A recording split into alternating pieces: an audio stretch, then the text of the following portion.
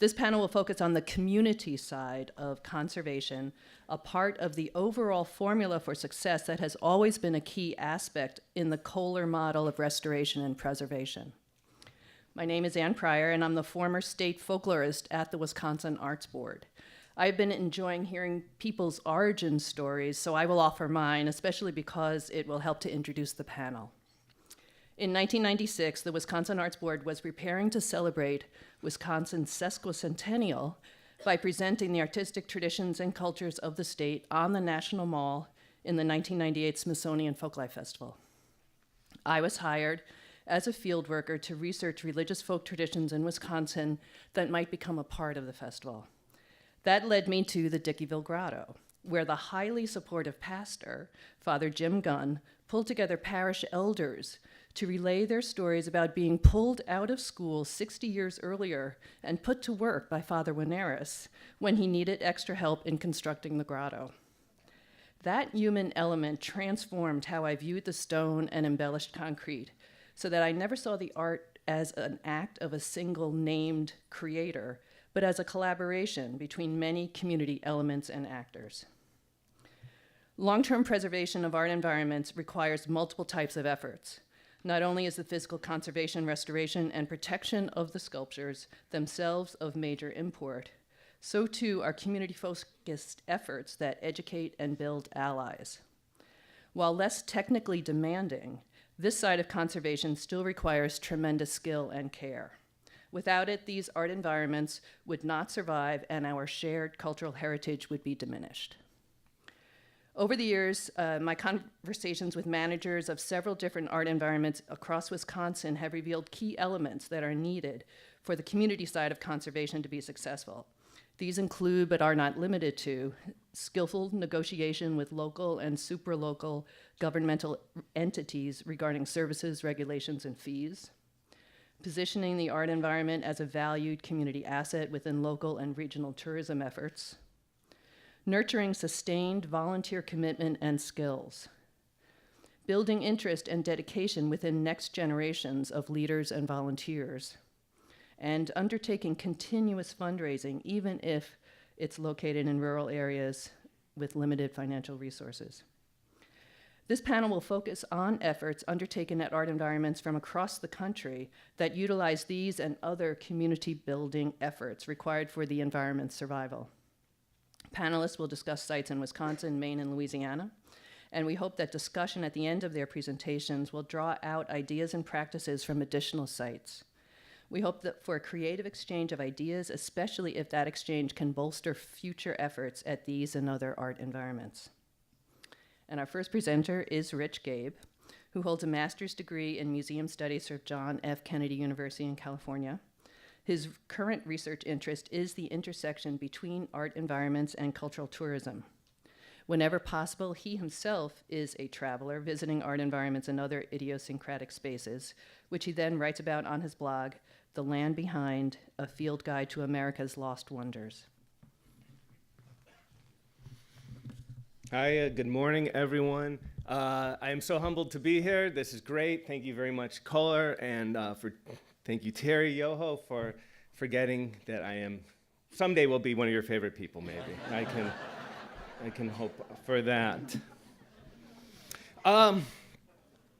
In the fall of 2009, I went through two monumental life-changing moments. Monumental life-changing moment number one, Sunday, October 4th, 2009, almost exactly 8 years ago today. On a vacation in Los Angeles, me and my beautiful wife, Susan, were headed to the airport, and we decided to stop at the Watchtower.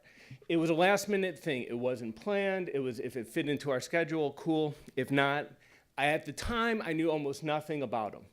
But as many of the people here can attest to, once you get there, it was amazing. It was overwhelming. I was so in awe and inspired about Simon Rodia's achievement, his mania, his obsession, his creativity.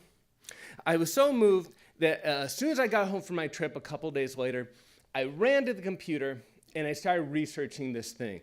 And at the time, there wasn't much information, but I did find a couple websites, and I found out there was a name for this kind of place, art environment. Or in fact, there are many names for this kind of place.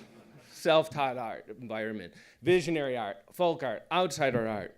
And I'm not going to go into that here and all the different names and the confusion that creates, but I will say this, and this is a true story. Twice now, when I've told friends of mine, when I'm into this thing called art environments, they've been like, and this has happened to me twice, they've been like, oh, like Mount Rushmore. No, not like Mount Rushmore. But then I have to explain for like 15 minutes and get them on board. But I'm happy to do it. I'm happy to do that. But at the time, I found, as I was saying, there was a lack of information. I basically found a couple websites, Kelly Ludwig's great site, Nero Larry's great site, a couple books, the Taschen book, a couple articles. But there wasn't a whole lot going on. But since that fateful day, almost 8 years ago, I've spent a lot of time and a lot of money traveling around this country, visiting. I've been to over 100 art environments. I've met tons of great people, from artists and stewards. I've taken thousands of photos. I've interned at Spaces Archive, and I've done some writing for them. I wrote about this, about art environments for grad school. And I make a lot of maps. And I make a lot of lists. And then I grab my wife, and I drive around this country, skipping the boring places like Hawaii and Disneyland, taking her to amazing locales like the St. Louis suburbs, rural Ohio, and the flat eastern half of Colorado.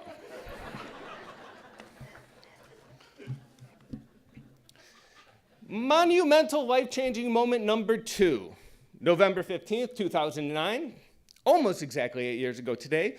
While I was at an antique store, I came across some old-timey shaving equipment, and it made me want to start shaving like men did in the Roaring '20s. If you're familiar with the badge and the badger hair brush and the mug and the safety razor or the straight razor. So when I got home, I ran to the computer and I started researching this thing. And I found out there is actually tons of information on how to shave like Grandpa. And there's a name for this kind of shaving. It's called wet shaving. Sort of a gross name, I don't know.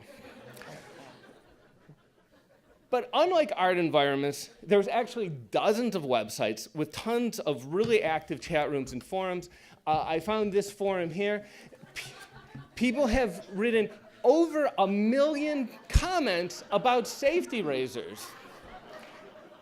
And when I say people, I mean men, because only half the adult population shave.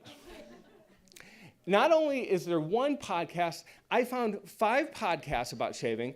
This one here has over 39 episodes in the last year, which is arguably 38 episodes too many. What could they possibly be talking about at this point? But anyway, so I went out, I got my badger hair brush, I got the shaving, I went on YouTube, I learned how to do it, and that brings me to 3 months later, monumental life-changing moment number 3, January 15th, 2010, almost exactly 7 years ago, 9 months today, I grew a beard. Haven't looked back. But the reason for my presentation is not to compare and contrast shaving and art environments for 45 minutes. I'm taking the whole time. But I do want to talk about the distinct lack of recognition that art environments get in the public space, online, and even now, there's only about 5 or so really active websites. We have Nero Larry's sites, Kelly Ludwig's Detour art site. Spaces Archive has, in the last 8 years, has become this incredible resource. Fred Scruton's great website, photography. But it's actually pretty minimal. If you add Atlas Obscura, a couple other sites, you have a couple more. But there's really no forums, there's no podcasts, there's no chat rooms where people are really actively talking about this. I guess I could say the one saving grace is that there's really no active like conference or anything like that for shaving, right? So at least we have this road less traveled. Wrong, there is a shaving conference, and it's annual. Folks, why do we even compete with shaving? They got us beat. But that brings me to what I'm going to be talking about today. And due to this lack of recognition, From the local community, you get sites that are come victim to the county and city bulldozer. You get a local community that just doesn't appreciate the art, leads maybe to vandalism or neglect. There's no one there to take care of the site.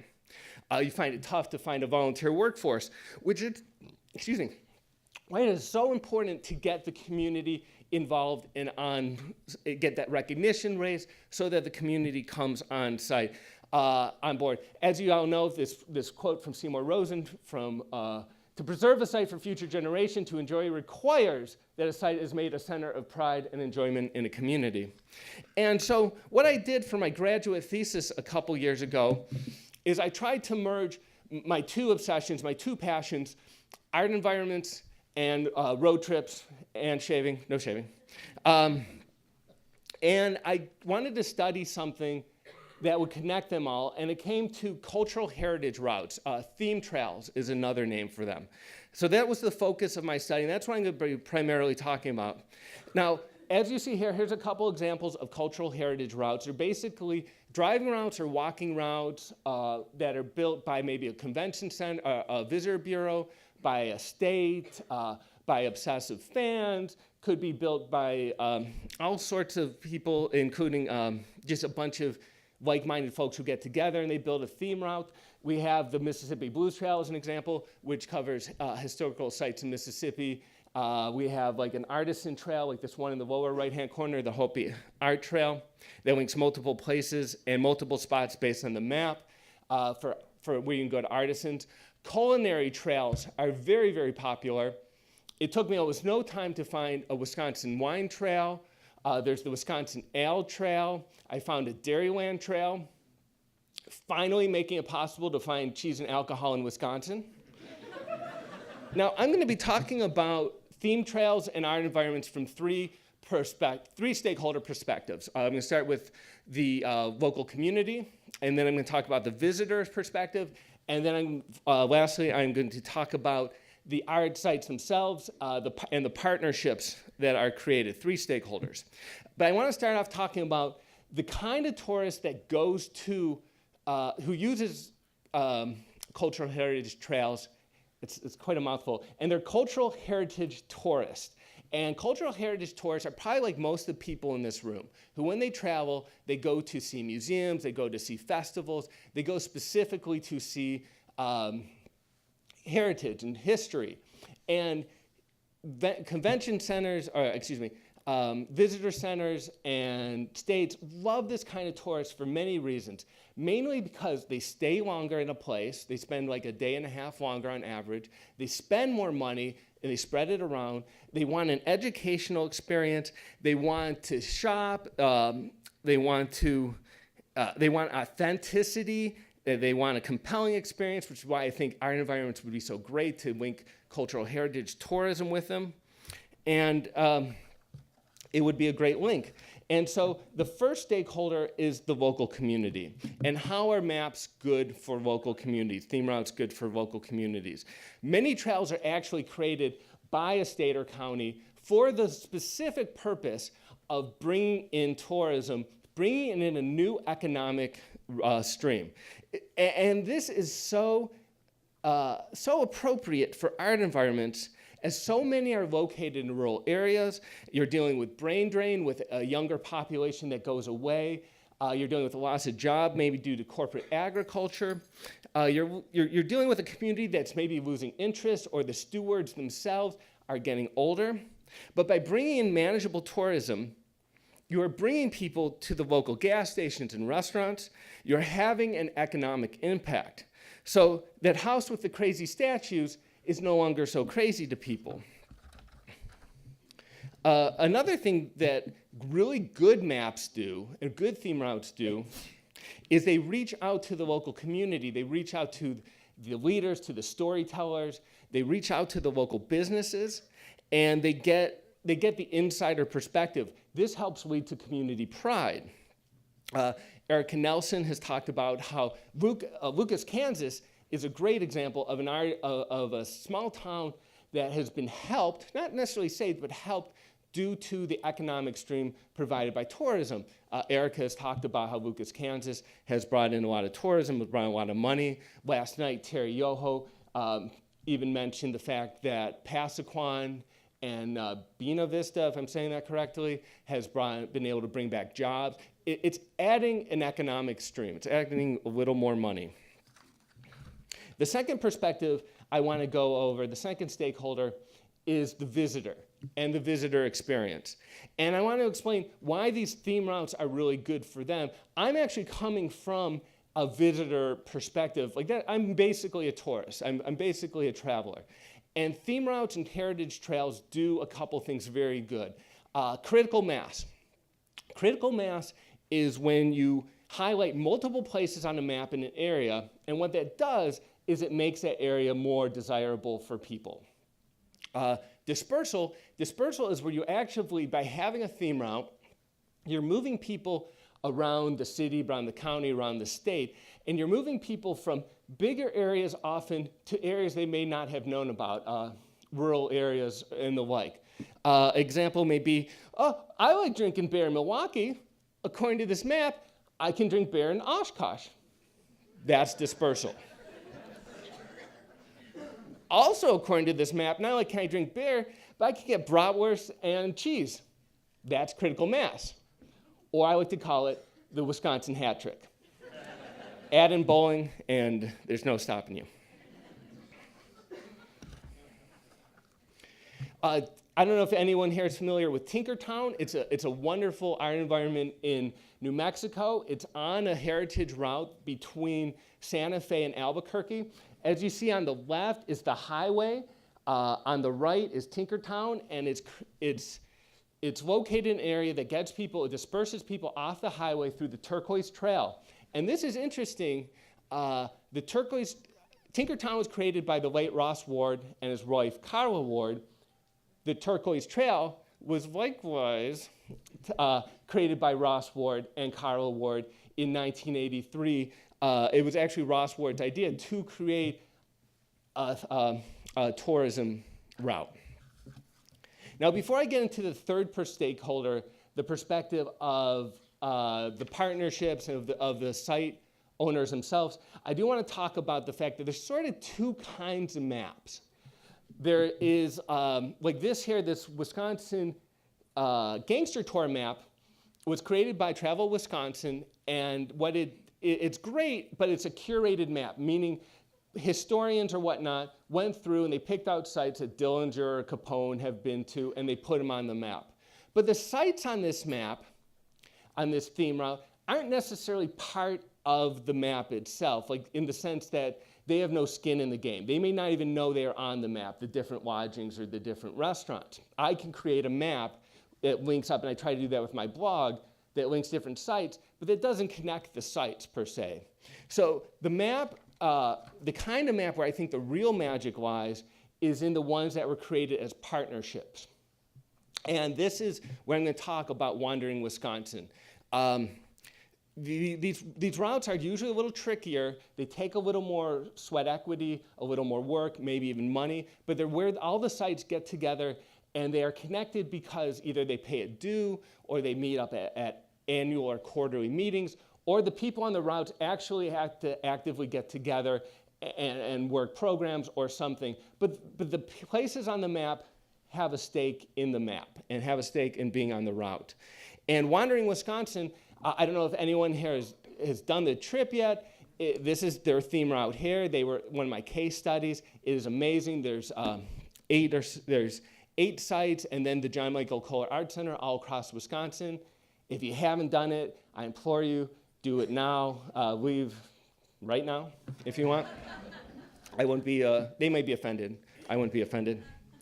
But the consortium that created the Wandering Wisconsin map, as I said, took the 8 routes and they put them on the map. And one of the aspects I want to talk about that I have found when I was interviewing art environments is that many of them are isolated.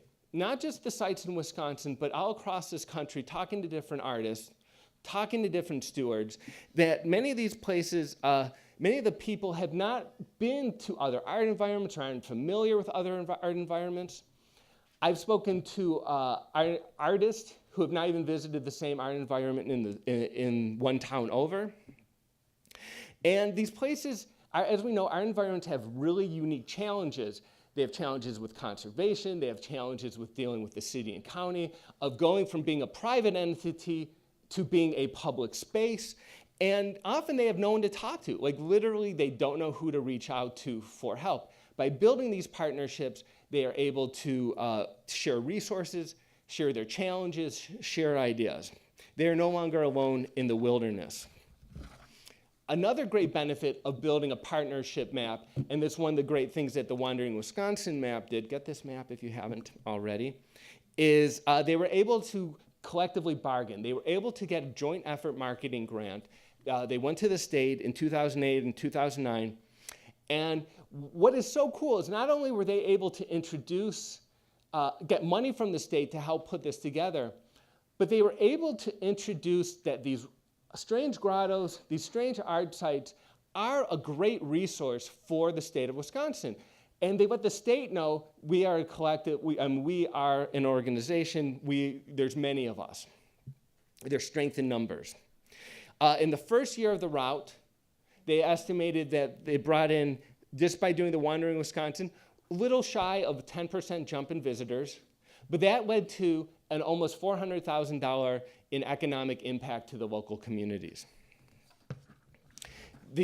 Another really great thing that they've been able to do, and by being on the route together, is now they are not isolated. Now they can plan together. They can plan the route together, but they can also plan their individual and collective destinies together. And programming is so key, and that's what they were able to do here in Wisconsin. Several of the sites, for several years, did a plein air painting contest, but sort of like a get-together. By doing that, they were able to bring in new visitors. They were able to bring in a different kind of visitor, maybe more artists. They were able to introduce to the different sites and create a better visitor experience. So that's really it. But in conclusion, I want to say not every art environment is going to work for a theme trail. As we all know, there's some where the family members or the artists themselves just don't want the foot traffic. There's many sites where the community, no matter what, they're just never going to give in. They're never going to let tourism go through their streets. There's some areas where the places on the map would be too far apart. Like, for example, I only know about 2 art environments in Wyoming. They're 400 miles apart. That's a terrible map. Of course, Wisconsin is one of the more obvious sites. You know, there's a lot here, but Southern California, I think there's a lot in Ohio, Atlanta, Alabama. There are areas where this could all be made possible. Now, are heritage routes the key to making art environments more popular than shaving like an old man? No, it's not magic, folks. Nothing beats shaving. But it's just a tool. It's a tool that environments can think about when building partnerships and marketing themselves and bringing in visitors and money to the community. My hope is that in the future, when I tell people that I love this thing called art environments, they will say, oh, you mean like Mount Rushmore? Like the one in Kansas, the little one, the cooler one? And I will say, yeah, that's it. So, thank you. We got early copies of each other's PowerPoints, and I was wondering how that shaving fit in. All is revealed.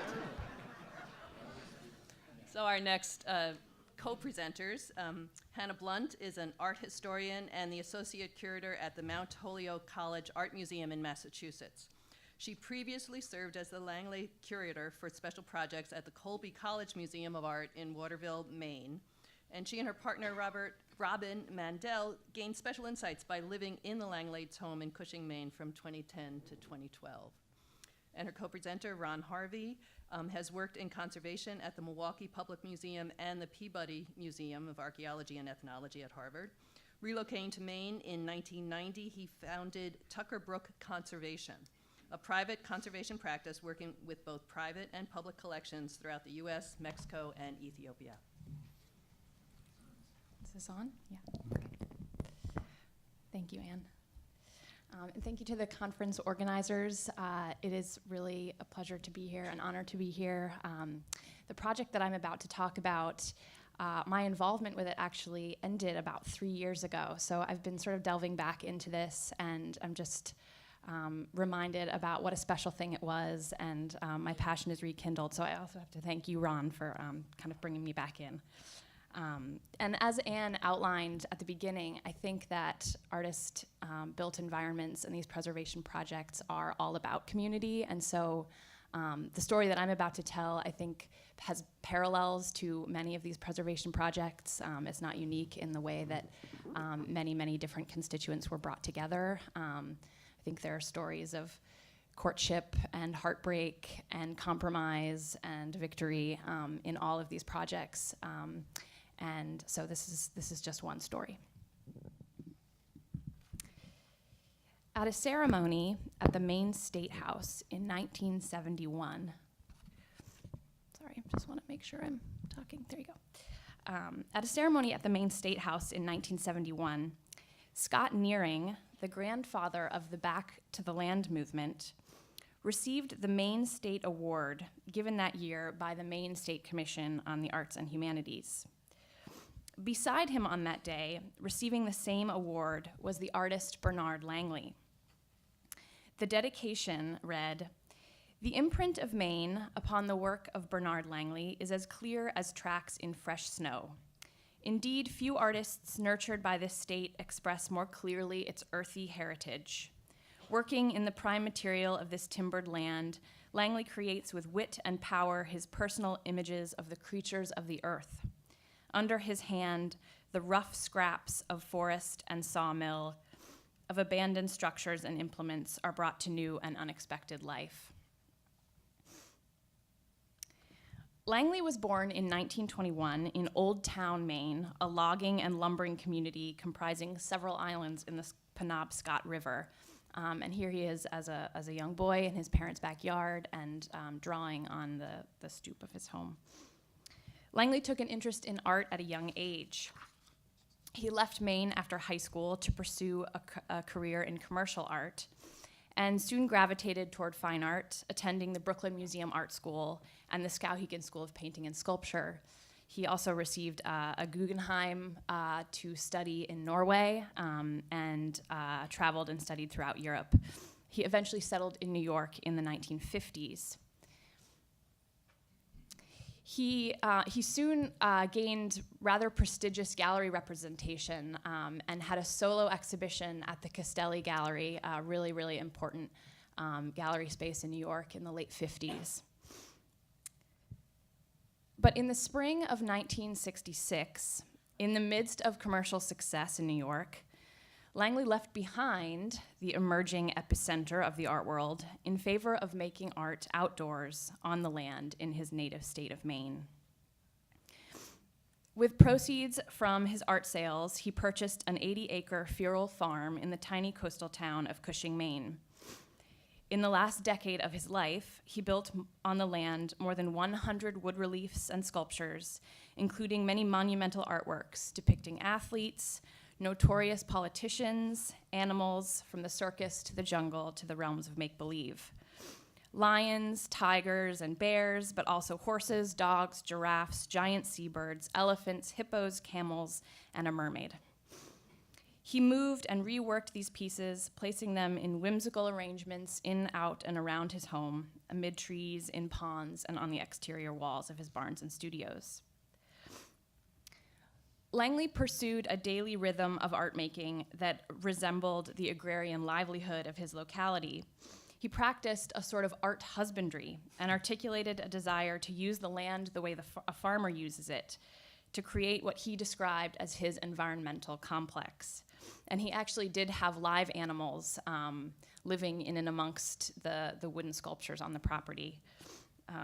You can kind of just imagine this image of him sort of heading out to the barn to feed his horse, Cheyenne, which you can see in the image here, meandering among wooden dogs and live cats and live dogs and wooden cats. Beginning with his monumental horse in 1966, a wooden beast which still towers over the main road in Cushing 50 years later, Langley became absorbed with the idea of the landscape as his canvas and with Maine's quintessential elements as contributors to his creative process. He sought a symbiosis of sorts between his materials, the artworks composed of them, and the inherent qualities of the place he made home. Langley's art was as rooted in his native land as a homesteader's nourishing vegetable garden. Scrap wood, muddy ponds, and changeable weather were as integral to his art as they were realities of his environment. Langley died in Cushing in 1977 at the age of 56. More than 30 years later, upon the death of his widow, Helen, in 2010, Bernard Langley's estate, including 3,300 works of art, and the sprawling Cushing property passed to the Colby College Museum of Art as a bequest. And it's important to note that during the years where Helen was living on the property after Bernard had passed away, she kept it quite private. She put up no trespassing signs and really did not allow visitors to walk around the way Langley did when he was alive. And she made some changes to the site. She actually let some of the landscape grow in quite a bit. She moved some things around, but she also kept incredible records and maintained quite a bit of the art there.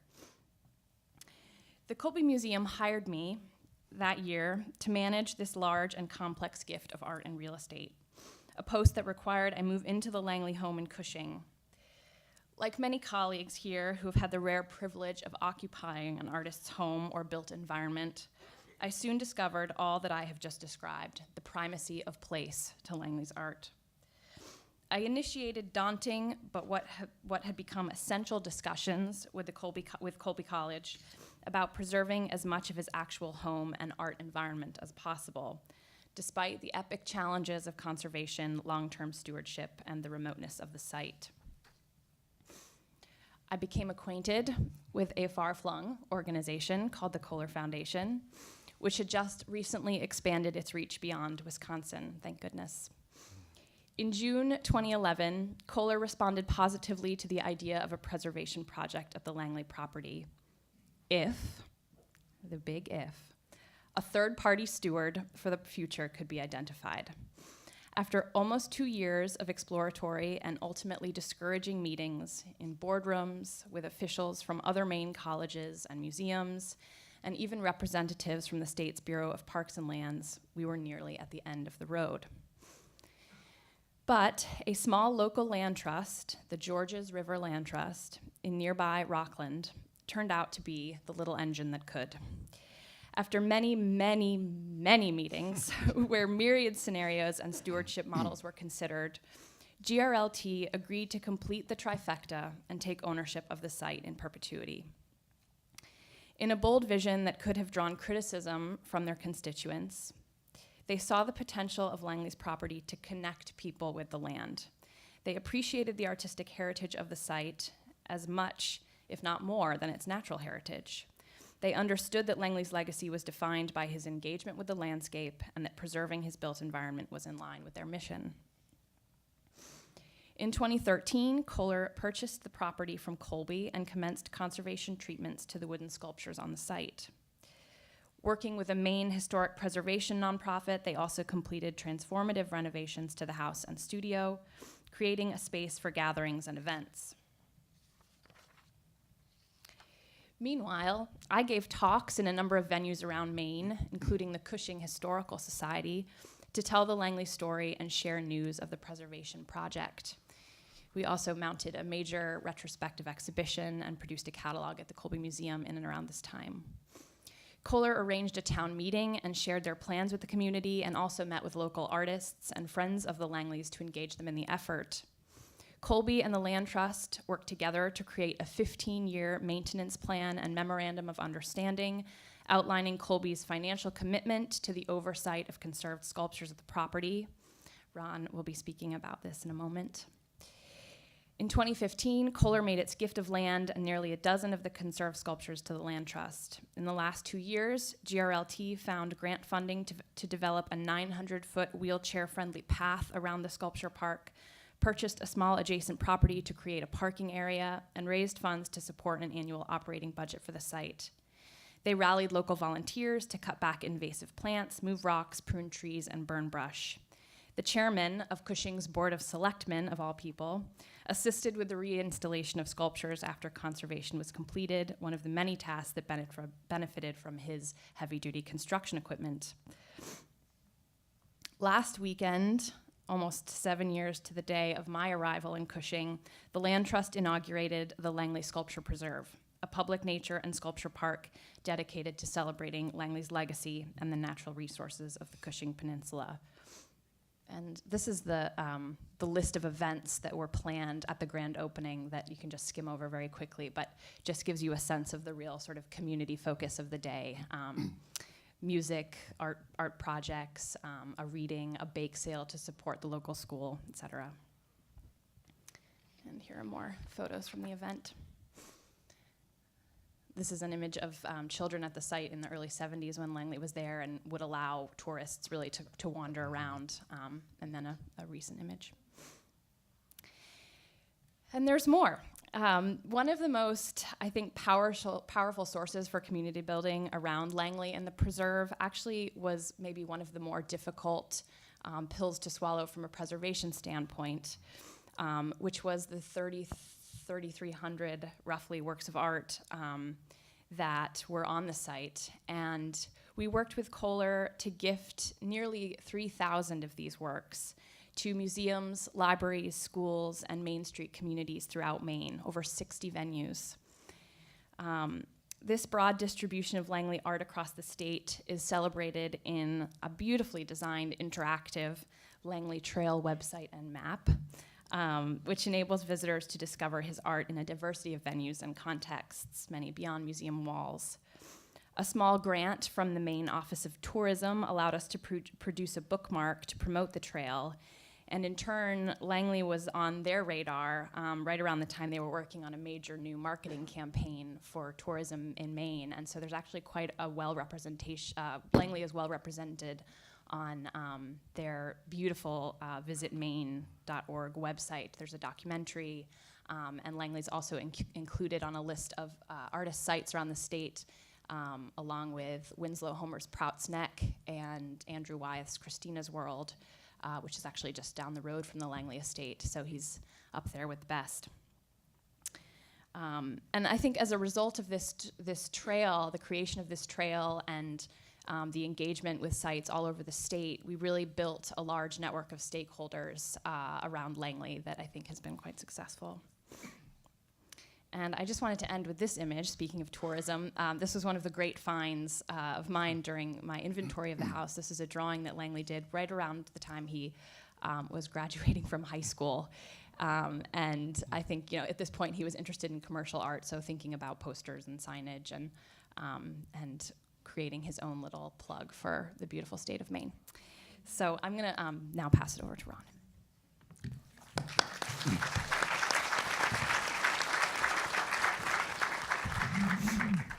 So thank you, Kohler.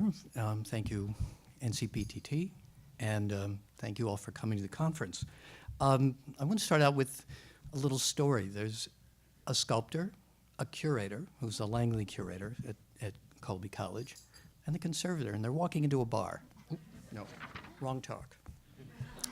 The gift that I had was twofold. I've had an opportunity to work on Langley pieces prior to the environment and the work that Kohler supported.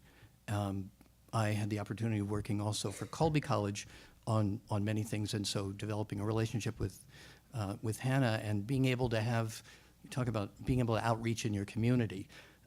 Colby's about 45 minutes from the Langley site, and we had the best, most dedicated and informed curator in the country on Langley work sitting next to me. And just down the road, not too far. I live in Maine, and so I'm about 28 miles from the site. So I think of myself as part of the community.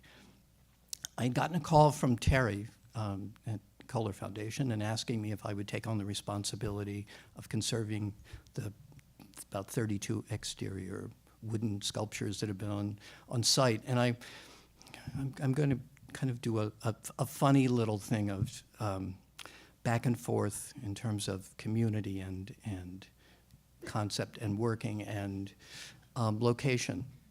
What you're seeing is what I refer to as Langley's backyard studio. And it was just behind the barn. He would work in the barn in bad weather, but he worked on many of these large pieces. And people could drive up, park, and Helen was off teaching school, so she couldn't police. And they would come on site, and also Blackie had an area set up that he would sell art. And people would say, so is this your studio? And he'd say, no, this is my home.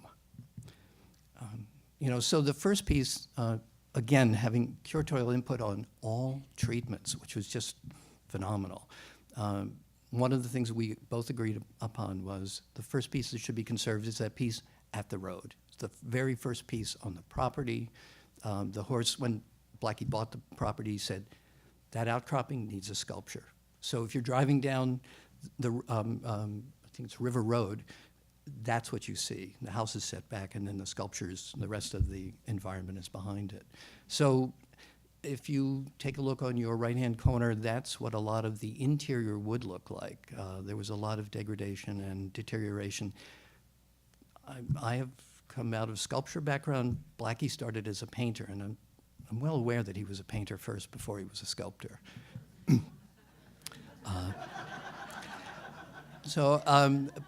An example of painted horse. And so what, again, we were looking at different things. So the first piece had no paint on it.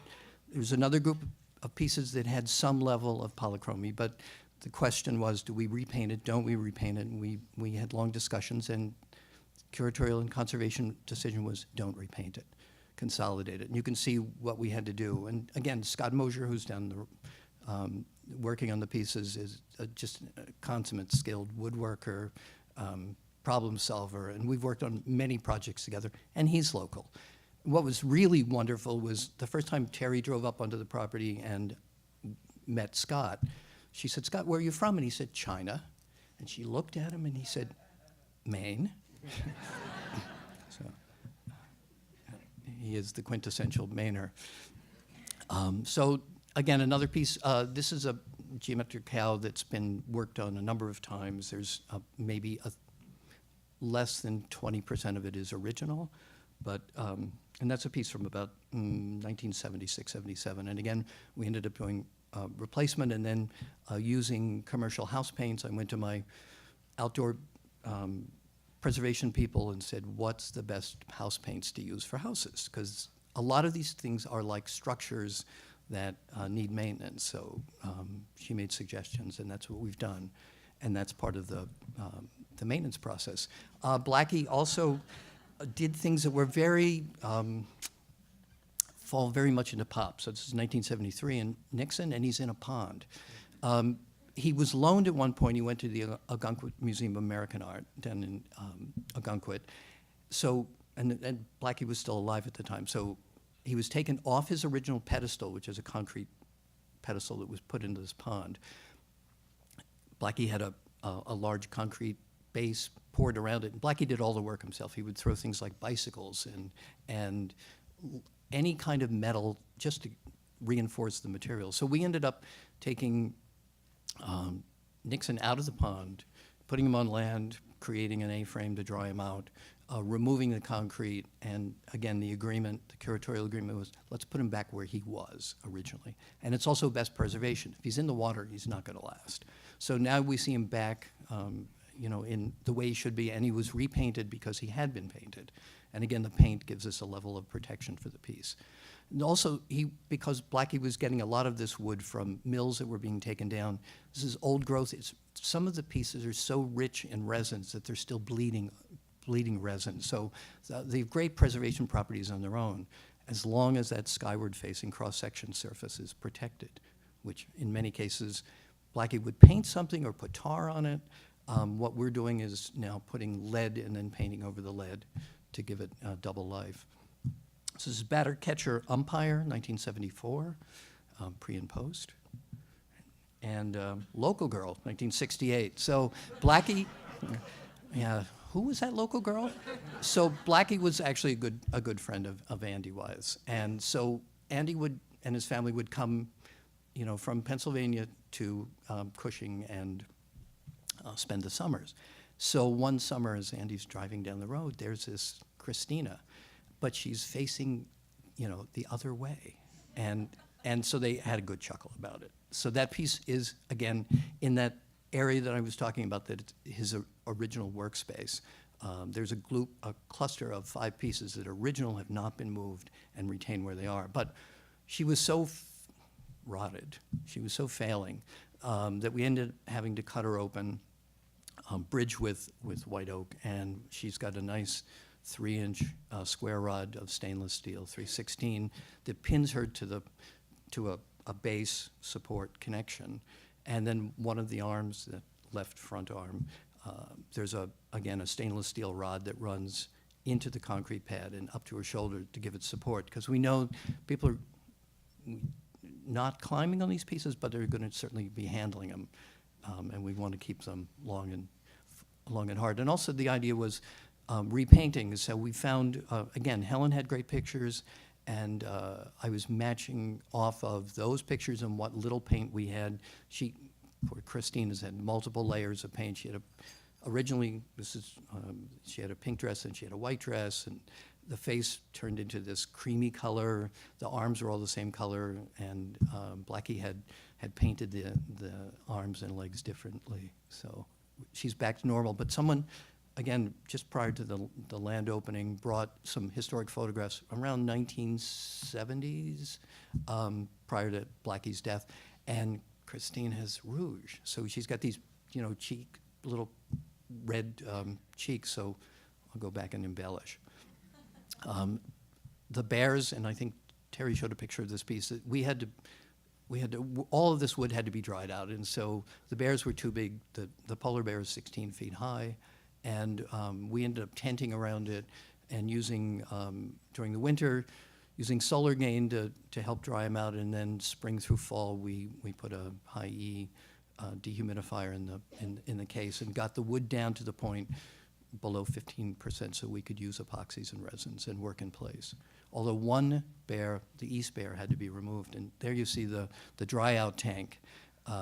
We called it the bear's den, and you see the degree of deterioration on the east bear. So again, Scott working his magic in creating internal supports and reattaching, conserving and consolidating the backsides and rebuilding it, and she's now back out in place. Blackie's one of his 2 elephants, and you can see the early original photographs, and that's 1977. And I'm going to be working with art students at Colby to help repaint the exterior surfaces. They've consolidated what's original. But what's so neat about this piece was a commission to go to Florida and was considered unsafe, so it came back. If you go on the inside and you look along these lower pictures, Blackie painted, what do elephants eat? Fruit and nuts and all of that. And then the next level up, what happens when they digest it? So it's Jackson Pollock going organic with fruit and vegetables. And again, this is probably the most intact hand of Blackie that we have in terms of his art and his paint on any of the outdoor sculptures that have remained outdoors.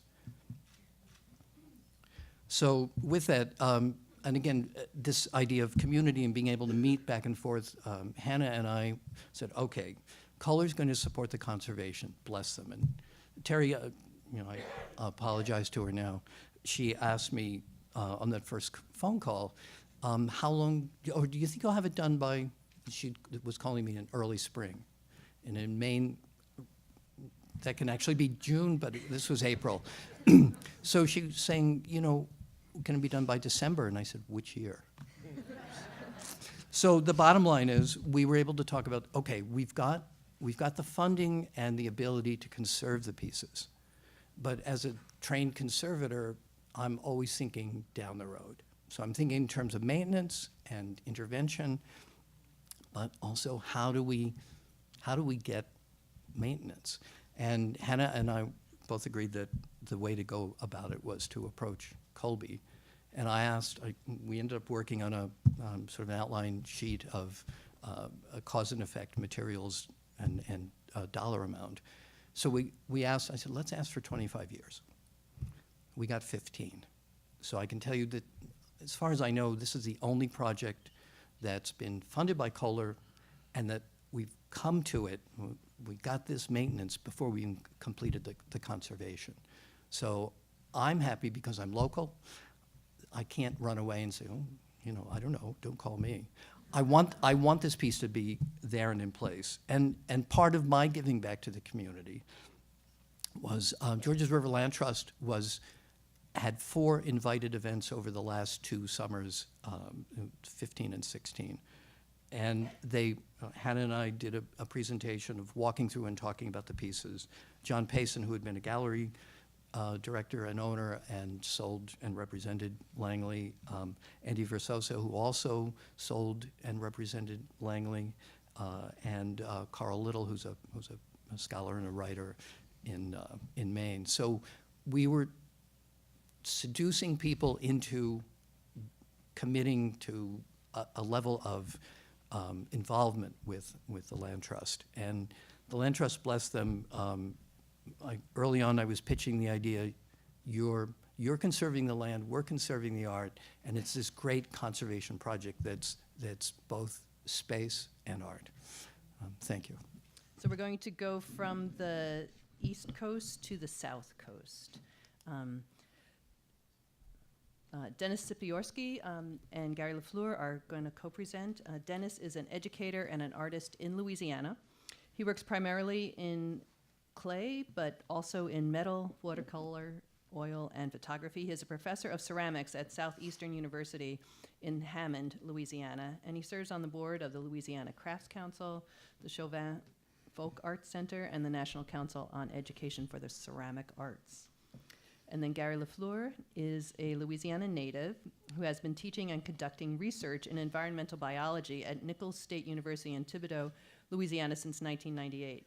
He is the executive director of the Center for Bayou Studies at Nichols State and serves as the president of the Friends of the Chauvin Sculpture Garden in Chauvin, Louisiana.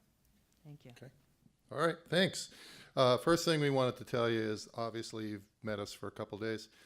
Everything I'm about to tell you is true except for all the lies that I'm going to kind of throw in. So we wanted to start with that, and we are really happy to be here because of Kohler. And the young people here were doing the math on my talk last night.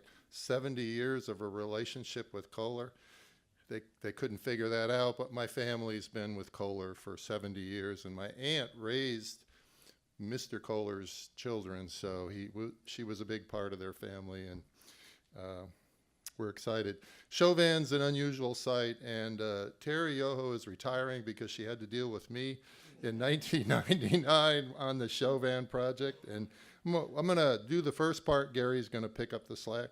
I did want to mention that I was also a professional musician that was forgotten in Wisconsin for 4 years. I played in a polka band, so I guess that counts, right?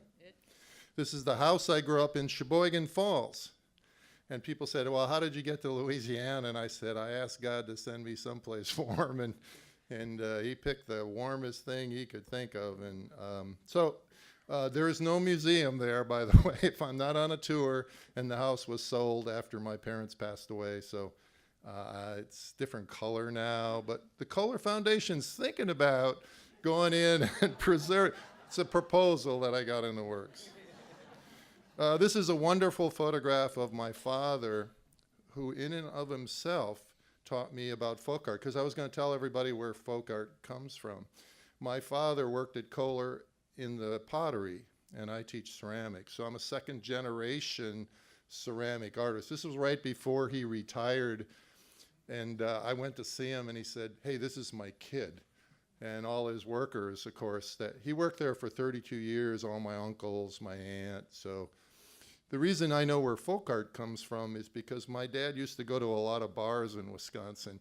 And when you look at a lot of glitter and a lot of neon and pickled pig's feet in jars, it's all in the bars of Wisconsin. So the new tour will be I'm leading it this afternoon. All the bars that you can find, all the folk art you ever wanted to, because these non-educated artists would make these environments so you could go have a good time and you'd eat those pickled pig's feet, because my God in heaven. The other thing I wanted to say was I was a Disney artist, so Disney should be on the list. And I was invited to go to Epcot, and they put me next to the statue of Goofy for some reason. But they said, "You're a plein air painter," and I go, "What the hell is that?" I didn't realize you paint outside. So it rained, so it took a little bit off of that. But anyway, we're going to get on with this. God sent me to Louisiana, and a lot of people said I was sent there to save Kenny Hill's site. I think I was sent there for all my sins, going to all those bars in Wisconsin. But if you look at this map of Louisiana, we're an hour and a half south of New Orleans. Nobody goes an hour and a half south of New Orleans. So Terry Yoho's first trip to Louisiana was certainly an eye-opening experience. And when I happened to find this, well, this is another story. I got to throw this in. I didn't know if I should use Mr. Kohler's name or Terry's. I thought, you're going to get in trouble.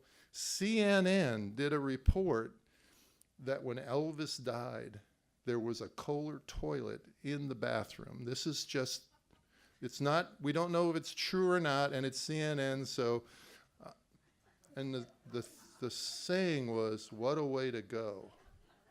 Do you believe that? See, that's where you, I'm also have this Elvis thing that I do. So this is not Chauvin, by the way. This is another building. But Kenny Hill was a bricklayer, spent 12 years building a garden that I, as an artist or an educator, could never have done. He did it on rented land. Mr. Gary here introduced me to the site, and I said, "What the hell is this?" I had discovered with Mr. Gary an unknown artist that had built an amazing thing. Came back the next week. I'm one of the only people I know that has talked with Kenny Hill. And I have dedicated 20 years of my life to the preservation of this garden because I said, "Kenny, what do you want me to learn from this garden?" Kenny said, "Whatever you bring with you, will help you learn from this place." Okay, I thought, wow, that's pretty high end. And I said, you don't have any money. Have you ever sold a piece of artwork? Here you go, guys. If I sell a piece of artwork for money, I lose my ability to create. How could you not dedicate your life to preserving something? The man was evicted. He walked away. I just happened to walk into the picture. I knew the family. And they gave me 3 weeks to find someone to pay $13,000 to buy the sculpture garden. I thought, well, I can do that. I can buy that. Little did I know I could have retired if I would have bought it and sold it all. Luckily, I called this place called the Kohler Art Center because I knew Ruth had done sites around Wisconsin.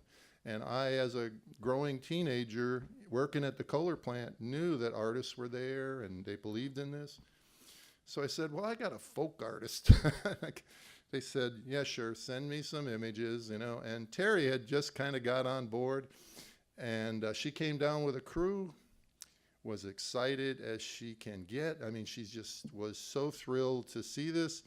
And they went back and said, "We're going to preserve this site in southern Louisiana." I was the translator for the conversations because when you say "all y'all," Terry's going, "What did they say?" So I was the Kohler guy that was in Louisiana. For a year, I cut the grass. One day, we went inside the home, and it said, "Anyone who comes here will be cursed." So, of course, I wear a black chicken foot just in case. I talked to a voodoo lady. She said, "No man who makes religious work can curse a property."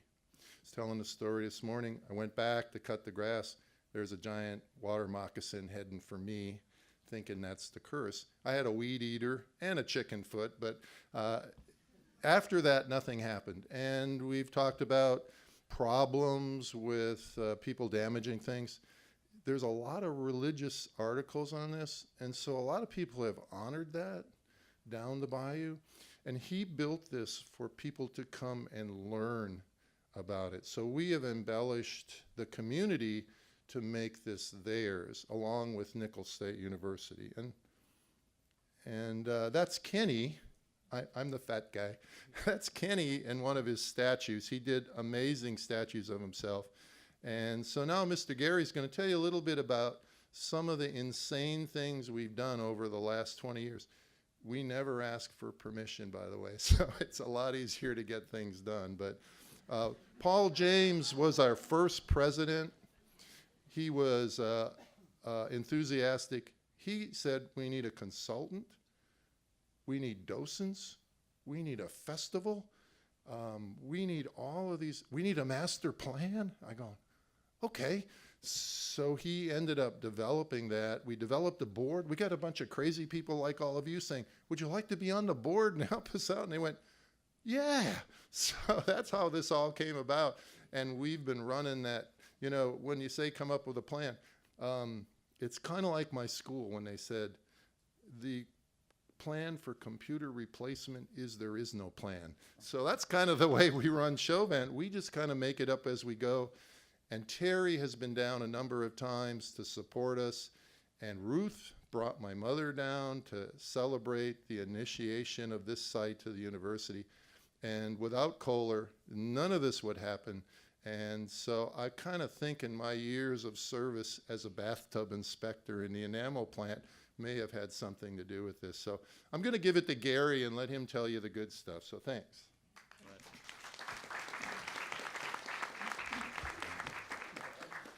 Thanks, Dennis. It's great to be here. And as Dennis started saying, you know, we created a board. We call that board the Friends of the Chauvin Sculpture Garden. And over the years, we've met probably quarterly. Some of the people in the board have changed, but some of them have stayed the same. And I think that's one of the lessons, that you hook into a group of people that care enough to remain year after year. Even Terry was here early on. She helped us out, and Terry's always been willing to come and give us advice and send consultants our way. And so there's been not just a drop-off relationship, but a long-term relationship between us and the Kohler Foundation. So we appreciate that. Another thing that we tried to do with our board was we tried to create a diverse board. And maybe that's some of what our message is today. You know, what was our dream team? Well, some of the people that we had on the dream team were folks that cared about this event. We tapped into this event, which is called the Blessing of the Fleet in Chauvin, but now it's the Chauvin Folk Art Festival and the Blessing of the Fleet. Chauvin was already doing the Blessing of the Fleet in April, and we said, man, we got to tap into that. People are coming to Chauvin already. It's only about 2,000 people. We're going to have a celebration on our site on the same day as the Blessing of the Fleet. So we made that happen. We invite a lot of the Homas Indians to come and other artists, local artists. So we show off the site, the Chauvin Sculpture site. We also tap into the local culture, and we also show off local artists. Some of the help to do that came from being able to count on people from the community that were able to work with us. So now the community comes to our site to be able to see this event of the Blessing of the Fleet. This is another Homas Indian artist, Mr. Ivy Billiot, and so now these guys kind of count on coming to our spot. It was a way to integrate them into our sculpture site, even though they didn't start out being a part of our sculpture site. So during the festival, that's our biggest thing that we do each year. And some of that came about because we had local people from Chauvin on our board, like Dati Ratliff. You saw some of her work last night and what me and Dennis presented. Dati has allowed us to tap into things that go on in the bayou. This is Bayou Petit Caillou, like the paddle trip. They created this paddle trip to pass by the garden right before the Blessing of the Fleet. And so now this is a trick that we did to make the community sort of need us. We needed them, but we tricked them into thinking that they need us, and it seems to work pretty well. Nicholls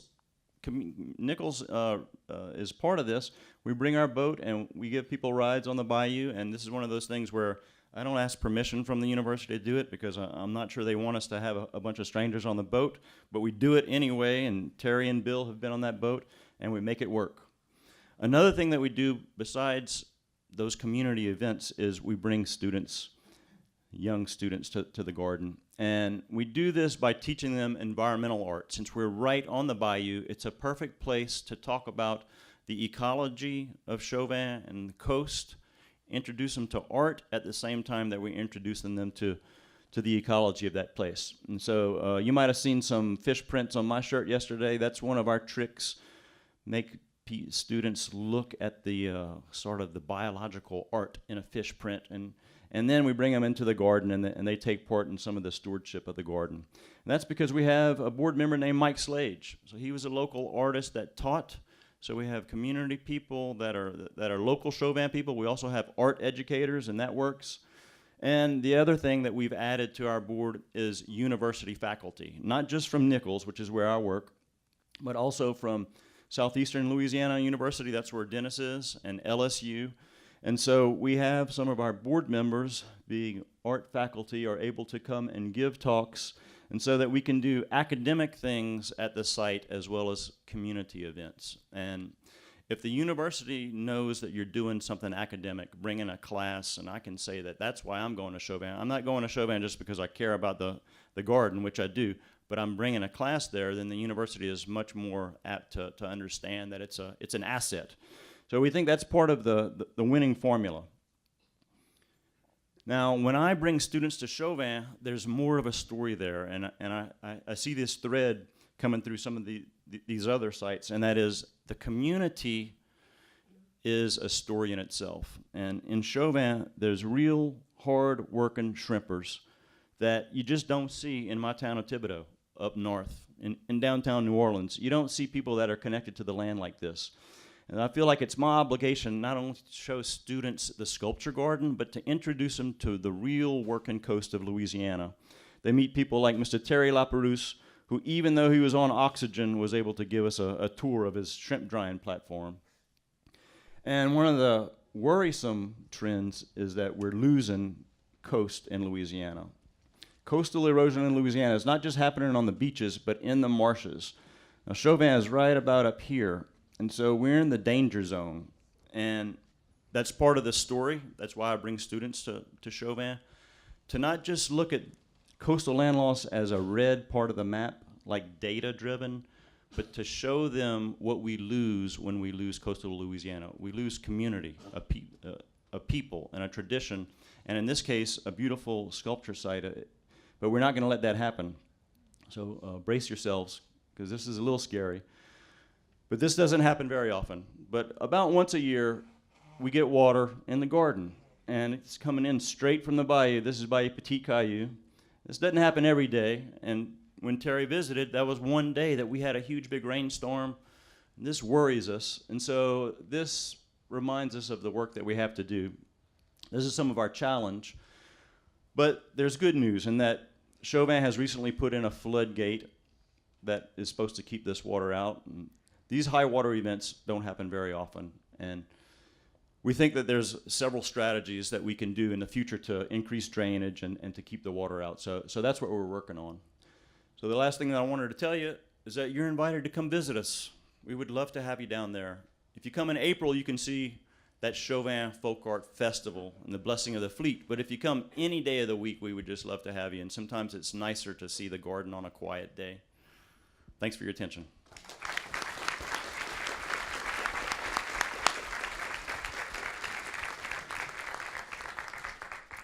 So what are your stories? What are your questions? What are your experiences of, as Hannah said, heartbreak, compromise, and victory? Or what questions do you have for any of our panelists about their experiences in building community and using community assets to maintain and thrive in these environments? If you want to raise your hand, I'll bring you the mic. Oh. If you could introduce yourself before. Thank you. People know you, but if, in general. Who is that woman? Terry from Kohler Foundation. Hannah and Ron really, I think, wove the story well of what happened at the Langley site, but what I have to share is we view that when we sit in the office and rehash what's been done, the most difficult project, not technically, but personality-wise, because we were working with a land trust who did not speak our language, and the language differential was a lot greater than it was going down to the bayou. The land trust talked about invasive species, and they talked about what material are you going to use on those paths through the trails, and we could not get them to focus on the art. So years later, now they regret that they didn't keep more of the art on the property. And we regret it too, but our mission was to preserve the art. And because of that, Susan Kelly worked to place those 3,000 pieces with Hannah across the state of Maine, and some of the best pieces came to Wisconsin. So hopefully you'll be here to see them. But within the community that we work with, not everybody has the same vision that we do, and not everybody sees it the same way. And the land trust was probably the biggest lesson for us, because their whole vision was in a different universe than ours. Thankfully, we've seen them come around, but it took this many years.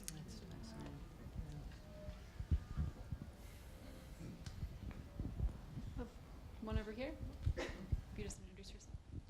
I'm Sister Carolyn Cawley, and my first teaching assignment was Dickeyville, Wisconsin, where the great shrines are. Did Kohler take that on, or was it studied and not at this time? It's a phenomenal place, but I didn't know what happened. Terry, do you want to speak from here? We help and counsel at Dickeyville. In fact, I was just on the phone probably a week ago with Arlene. The diocese is probably not the easiest customer, and the way that the Dickeyville grotto is intertwined with the church and church property and the cemetery, I don't know that we'd ever be able to acquire it. But we've given them grants, we send expertise, and we try to counsel them whenever we can. But if the church wants to give it to us, we'd take it.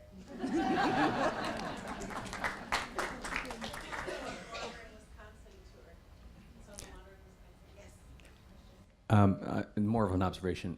Randy Vick from the School of the Art Institute of Chicago, and yesterday I was really impressed by the very serious, important work about conservation, the science, and everything. But and then this morning I got a little nervous with the sort of tourism, Chamber of Commerce sort of thing. It's like, ooh. But then the sort of the wave of sort of the folk humor, the hucksterism, the flim-flam qualities that were really part of the spirit of many of these makers. I mean, unlike Dubuffet's notion of silence and secrecy and solitude. I mean, when you put something out on the front lawn, you want the people to come, and so I think that in some ways that piece is as important to preserve as the objects themselves. So it's that sort of a spirit, and it seems like it's coming through in a number of ways from what people said today. Interesting observation. Thank you. Too many.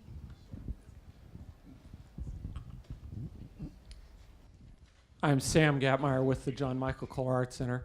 I'd be curious to know if any of you had points of contention with neighbors, with people who lived adjacent to the properties, and what strategies you used to overcome that. We've had some issues. We've had a few issues.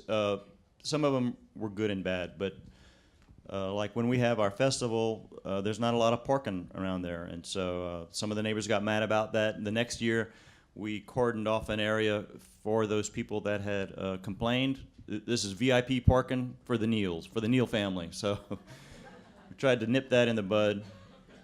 But then on the other side of that, sometimes those same neighbors walk up and they do the tours themselves for us. So we think we have kind of a working relationship with it.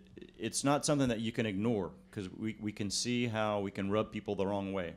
Even though South Louisiana seems like a small place, in Chauvin, they see us as those people from Thibodaux, from the university, coming down here and having a party.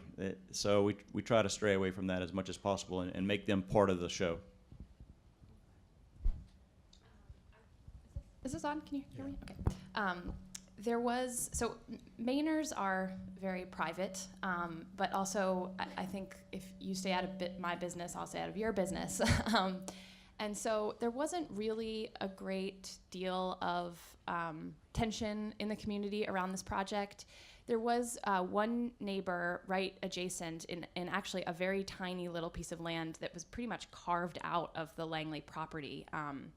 And the elderly couple that lived there had actually lived there even longer than the Langleys. So they had been there through his entire sort of takeover of the site. And I think they had a very amicable relationship during that time. And that couple, the gentleman actually passed away a couple of years ago, and his widow, Tessie, we were neighborly with them, and they I think through the entire thing were just very respectful and very understanding. And she just a couple of years ago actually moved into a assisted living facility, and I mentioned that the land trust bought a piece of land, and it was actually that little plot of land that they purchased, and they auctioned the house off, and that was what created the parking area for the site. And so it all kind of worked out, I think, very well in that instance. So, more of a comment And introduce yourself. Kevin Rose, thank you, with the Hartman Rock Garden in Springfield, Ohio. More of a comment playing off what we're talking about here. I think we need to find better ways of first connecting our sites. So the sites, especially that have boards and maybe staff or whatever that might be, are talking more together. But as it relates to this session, I think we need to be doing more to connect our communities and the people in our communities. In Springfield, Ohio, we have a Chamber of Commerce that really gets it, and they believe in preservation, historic preservation. And we've struggled with this for 10, 15 years, but what we've been doing lately is taking community leaders and taking them to towns that get it, and just taking them there, going out to dinner, talking to community leaders. And when we get back to our town, we find that our mayor, our city manager, the heads of our foundations, universities, they get it. And we're making huge progress. And I think if I could go back to our site, if we would have had the knowledge to get a group of community leaders and to come up here to Wisconsin and go to a community that they really get it, they understand how important this art environment is to their community, is to our heritage, to our art culture. And I think we would go back and we would have much better luck in our community. We have it today. It's taken us however many years, 8 years to start to get there. But I wish I had the key leaders of my community here, because we would go back and we would have a much easier time at fundraising, connecting the disparate parts of our community if they could see the great success stories that have happened across the country. So I think we need to find ways of doing that, of collaborating and working together. That's a great idea, and we need to remember that leadership shifts and interests in communities shift, and so you have to time it well. Yeah. Who's next? I had a question. Okay. Karen with the John Michael Kohler Art Center. My question is for you, Hannah. A curatorial advice and advisement on the restoration and preservation of art environments really stretches a lot of muscles that you may not be used to, and I totally understand that. So I live with that a lot, and I struggle with the decisions that I make, and I'm very self-conscious sometimes about, did I make the right choice? How far is too far? Those kinds of questions. And I wonder if you could talk a little bit about being the curatorial voice in that restoration project. Sure. It was so vast that it's hard to kind of sort. It's hard to pull out specific examples. But I would say, as Ron sort of described, I mean, I think I wasn't alone in it. I had a professional conservator. Kind of. It was a back and forth between both of us, and I think that I'm grateful to Helen Langley too for all of the records that she kept, because in many cases it kind of gave me the answers to be able to go back and see the placement of things and their original paint and their original. I mean, Langley moved things around. He repaired things. Things started to degrade even when he was still alive. There was one whole enormous composition on the front lawn that he actually dismantled several years after creating and integrated parts of it around the property. So it was a very dynamic place all along, and continued to be dynamic as Helen made choices of where she wanted to see things. So there was never, there's no time capsule moment. And so that was also a little bit liberating. You could kind of pick and choose. But there were certainly a few, I think particularly around the painting of sculptures. I think many of the people who had the experience of seeing the sculptures on the site had this very specific image of them. It was kind of like the way we look at ancient sculpture. That used to be brilliantly painted, and our understanding of it is that it's this very stark white.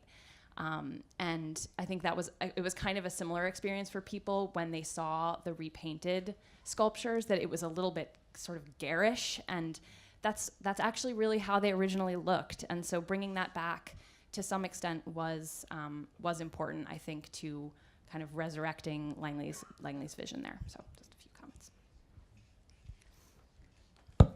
We probably one last question, and then we'll have to break. Okay. Hi, Peter Tchaikovsky from Los Angeles. And Rich, I wanted to ask you, why not like Mount Rushmore? And maybe we're better served by drawing connections between other kinds of artwork than constantly trying to remind people of differences. That's actually a good point. And one of the I've actually never been to Mount Rushmore. Only the one in Kansas. No, I have nothing against Mount Rushmore, but it's interesting. To me, our environments are so distinctive and so unique that to get that word across, that they are. I'm not coming from an art perspective, an art historian perspective, but I think there's something so unique and special about them. But one of the things that theme routes do, like through dispersal, you can wing public art together. Mount Rushmore too. Is there another site in the Black Hills or something that I may be not aware of? And you make that distinction, not that distinction, but you can make a connection. If you like Mount Rushmore, there's more public art. It's a little different, but give it a shot. But no, I'm not opposed to Mount Rushmore. I just haven't been there yet. Yeah. I had one thing I want to say. I met the Rhinestone Cowboy Nephews in the building, and they said we came from Mississippi because we went to see the building because we never talked to our uncle, and the building was in Wisconsin. And we spent a good deal of time talking about this man who they were kind of afraid in some ways to go visit because he had kind of crossed into a different world or something. And the explanation is there's a fine line between genius and insanity. That's my definition of all of us that care about these works and make work, is what side of the line are you on? And there's a joke about a Polish guy that hits a guy's car. The guy gets out, draws a circle. He says to the Polish guy, stand in a circle. Polish guy does. He beats the Polish guy's car with a bat. The Polish guy is laughing. He said, I just beat your car up. He said, yeah, but I jumped in and out of the circle 3 times while you were doing that. So maybe that's why we're all here and why we believe in what we're doing. So. But